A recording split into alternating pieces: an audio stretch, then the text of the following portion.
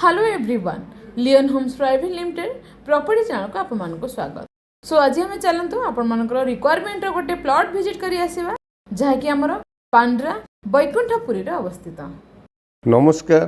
भुवनेश्वर रु कटक गला बेले राइट हैंड साइड रे रोची पुरी बाईपास को रास्ता। से पुरी बाईपास छक क्रॉस कला परे बा कुआखाई नदी पूर्वर लेफ्ट हैंड साइड रे देखिए गोटे रोड जाइए। आमे से लेफ्ट रोड को एंट्री करिवा। ए रोड रो पंजाब डीजेल एंड किर्लोस्कर दुई बिल्डिंग मझिरे आमे एंट्री करिक जाउचंती बैकुंठपुरी भीतर को।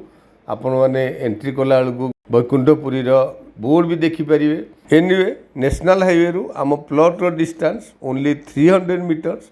आपण माने एठू मार्क करंतु। आमे फास्ट लेफ्ट रे टर्न करिक भीतर को एंट्री करूचंती एंड किछि बाट गला परे again left turn. It means एबे आमे क्लोजर टू नेशनल हाईवे जाउचंती। एठी देखंतु रोड टी जोडी सरीगला आमे राइट की टर्न कले एंड किछि बाट परे लेफ्ट हैंड साइड रे हमर डेस्टिनेटेड प्लॉट। बहुत कम distance developed area peripheral development. आपण माने देखंतु बहुत गुडे कंस्ट्रक्शन वर्क ऑलरेडी कंप्लीट हो सारी। रोड कंस्ट्रक्शन वर्क कंप्लीट हो सारी। फ्रंटेज भी बहुत भल। सो डेफिनेटली ये सब दृष्टि प्लॉट टी आपण मानकु पसंद आसीबो। Thank you. आपण मानकु अशेष धन्यवाद रेगुलर आमर प्रॉपर्टी चैनल को देखुथिबारो। सो जदि आपण माने नुआ ताले चैनल को सब्सक्राइब करबा को जमारो भूलिबेनी। चलंतु लैंड रो डिटेल्स ऊपर कथा हबा। एठी हमरो लैंड एरिया 3000 स्क्वायर फीट रो माने फ्रंटेज को मार्क करंतु 100 फीट रो फ्रंटेज अछि। आपण मानकर रिक्वायरमेंट रो फेसिंग नॉर्थ फेसिंग ता सहित 20 फीट रोड को टच हिची।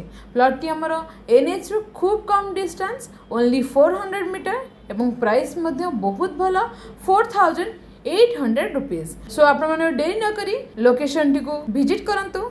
तले थे नंबर इनक्वारी पे कांटेक्ट करने सहित जदि आपको वीडियो भल लगी do like share and comment. Thank you.